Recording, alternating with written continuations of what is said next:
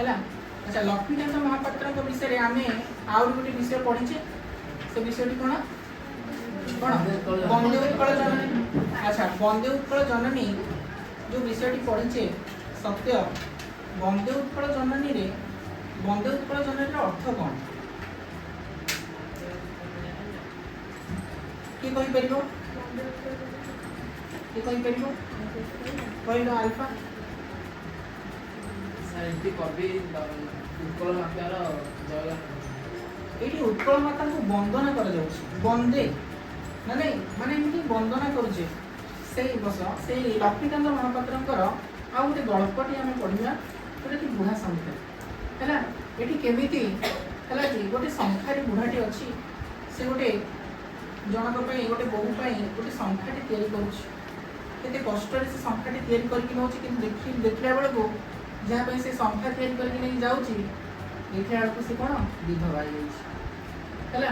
ये आमर लेखकर करुणा रस आम ये देखा पाइबा है किसी दुख किसी करुणा किसी स्नेह किसी प्रेम भल पाइबा ये विषय आम देखा पाइबा। ताले प्रथम लेखक परिचय हूँ कौन ना कांत कोमल पदावली लक्ष्मीकांत 1888 1953 हूँ जन्म केवे 1888 आ मृत्यु 1953 यथार्थ कहुए कौन ना कांत कवि है। आम विभिन्न प्रकार कवि अच्छा सब है जमी सन्थ कवि किए भीम कवि ना नहीं भक्त कवि किए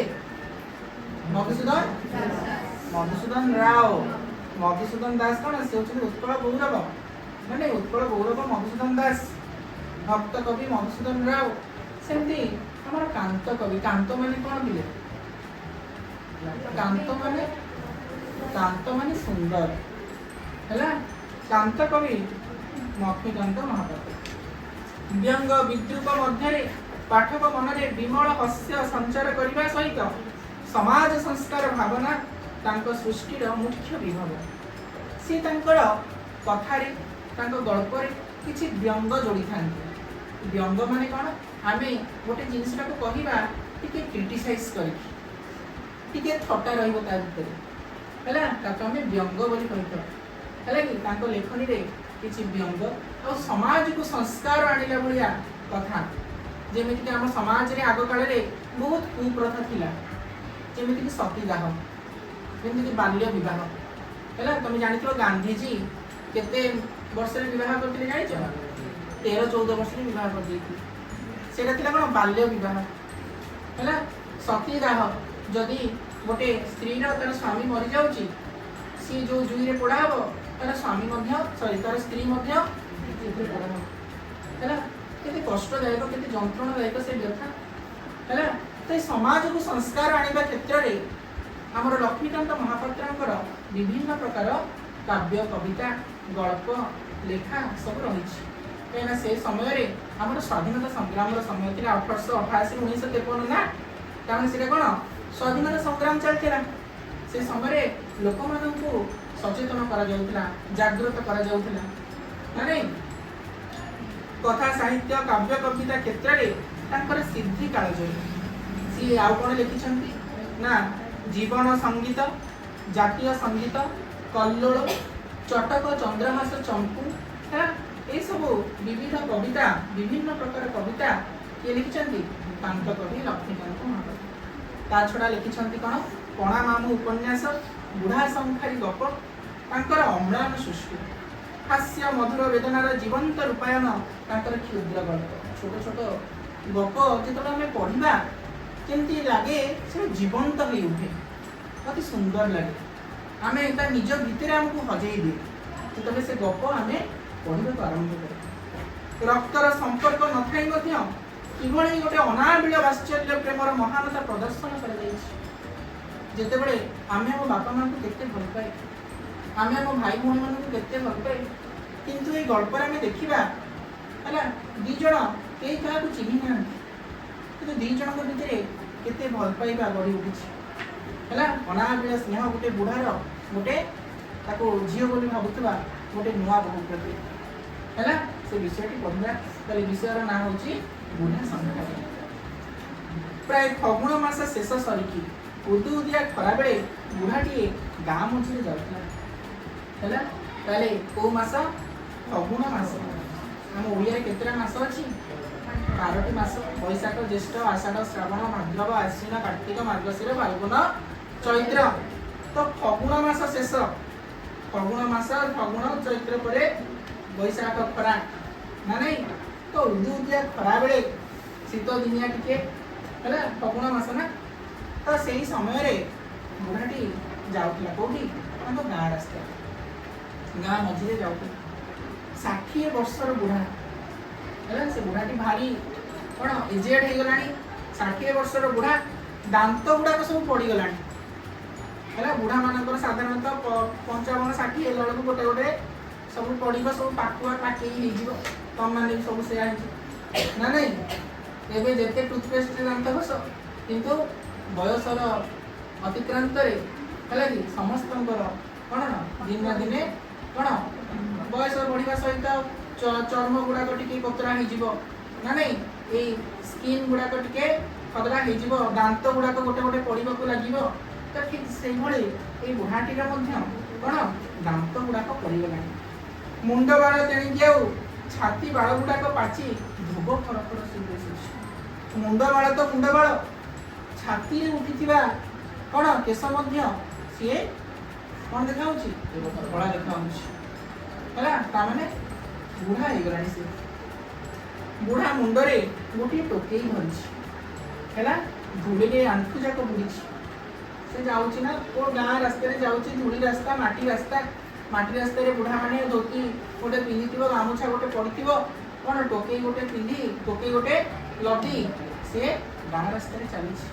अष्टांग शरीर झाड़ बुड़ी गोड़ बाटे बोही जाऊँ सुंदर लेखा माने से जो उदु उदिया खरा बेले एत कष्ट परिश्रम कर गोटे बुढ़ाटी जाऊँ टोकई कौन गोटे धरी आम जाने है सी गाँ रास्ता गला बेले एत उदु उदिया खरा बेले तार कौन देहरु झाड़ बाहरी आसी आंठुरे मारिला से झाड़ गाँ मुंडरे गोटे घर अच्छी पक्का पिंडा 7 श्रेणिया छपर जाणी कबाट है जोड़ी जाणी कबाट ना नहीं पक्का पिंडा बुढ़ा से पिंडारे बोझटी को थोईकी कौन नद कर बसी पड़ना से बाटर जाऊ जाऊ बहुत जोर खरा होना तार कौन झाड़ बोई पड़ुची गला बेलू को देखुची कौन अरे गोटे घर ये कौन गाँ मुंडे गोटे घर देखनी से गोटे पिंडा अच्छी ना नहीं से पिंडा टी बसी पड़ा आम जमी खर बुले बुली कौटे छाई देखिले रही जाए हो जीवन में प्राण पशिला ना नहीं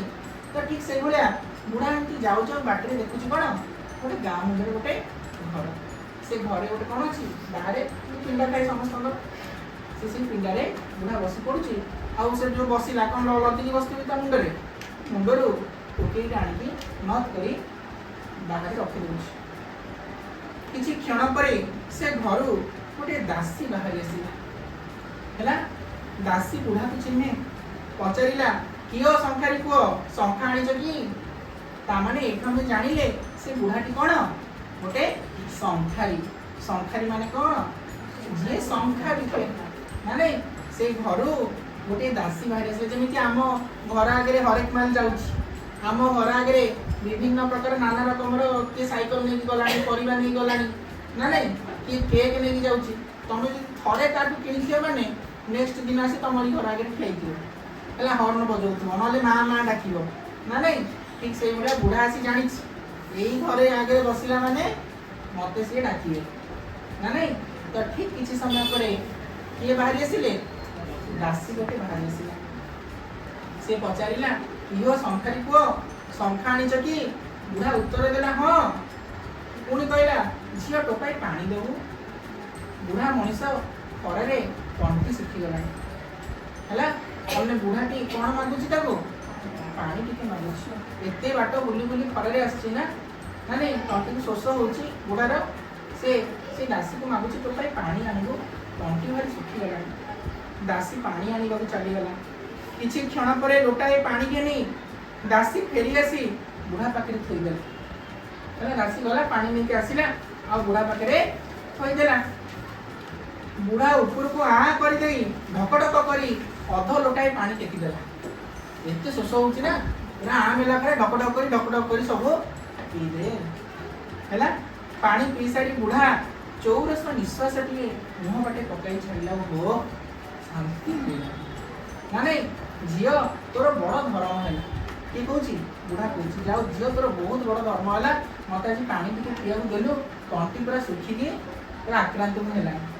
ହେଲା ଦାସୀ କହିଲା ହଉ ହେଲା ତ ହେଲା ପଛକେ ଚାଲ ବୋଉ ଶାନ୍ତଣୀ ଡାକୁଛନ୍ତି, କେମିତିଆ ଶଙ୍ଖା ଆଣିଛ ବୋଉ ଶାନ୍ତଣୀ ଦେଖିବେ। ହେଲା ତାକୁ କିଏ ଡାକୁଛି? ବୋଉ ଶାନ୍ତଣୀ। ଦାସୀ ଆସିକି ପାଣି ଦଉଛି। ବୁଢା ଶଙ୍ଖାରୀ କହୁଛି ଚାଲ କ'ଣ ଶଙ୍ଖା ଆଣିଛ ଦେଖେଇବ, ଚାଲ ବୋଉ ଶାନ୍ତଣୀ ଅର୍ଡର ଦେଲେଣି ସିଆଡୁ। ନା ନାଇଁ ଦେଖିଲେ ତାଙ୍କୁ ପସନ୍ଦ ଆସିଲେ ସେ କ'ଣ କରିବେ? କିଣିବେ। ବୁଢା ଟୋକେଇଟି ନେଇ ଉଠିଲା। ସଦର ଦରଜା ପାରି ହେଲେ ଭିତରେ ପକ୍କା, ବାହାର ସାମ୍ନାରେ ଚୌପାଢ଼ୀ, ବାଁ ପାଖକୁ ଭିତରେ ଆଡ଼ ଦୁଆର। ଭିତର ଆଡ଼ଟା ଦୁଆର ଅଛି ନା ନାଇଁ? ସେଇ ଦୁଆର ପାଖରେ ଓଢ଼ଣା ଦେଇ ବୋହୂଟିଏ ଛିଡ଼ା ହେଇଥିଲା। ସେଇ ଆମେ ଯେଉଁ ଗାଁ ମାନଙ୍କରେ ସବୁ ବୋହୂମାନେ ଓଢ଼ଣା ପକେଇଥାନ୍ତି ନା ନାଇଁ? ସମସ୍ତେ କ'ଣ ଆମର ଦୁଆର ମୁହଁରେ କ'ଣ ମୁଣ୍ଡକୁ ତଳୁ କରି ଠିଆ ହେଇଥାନ୍ତି ନା ନାଇଁ? ଆଜିକାଲି ତ ଆଉ ସେ ଜିନିଷ ନାହିଁ ନା ନାଇଁ? କିନ୍ତୁ ଗାଁ ଗହଳିରେ ସବୁ ଅଛି, ସମସ୍ତେ ଓଢ଼ଣା ଦେଇ ସବୁ ଚାଲିବେ। ହେଲା ତ ସେଇ ସବୁ ଜିନିଷ ବୁଢା ଯାଇ ଟୋକେଇଟି ଯାଇକି ଥୋଇଦେଲା। କୋଉଠି? ଏବେ ଯାଇ କୋଉଠି ଥୋଇଥିବ? ଯୋଉଠି ବୋହୂ ଶାନ୍ତାଣୀ ଠିଆ ହେଇଛନ୍ତି ସେଇ ବୋହୂ ଶାନ୍ତାଣୀଙ୍କ ପାଖରେ ନେଇକି ଟୋକେଇଟା ନେଇକି ଥୋଇଦେଲା।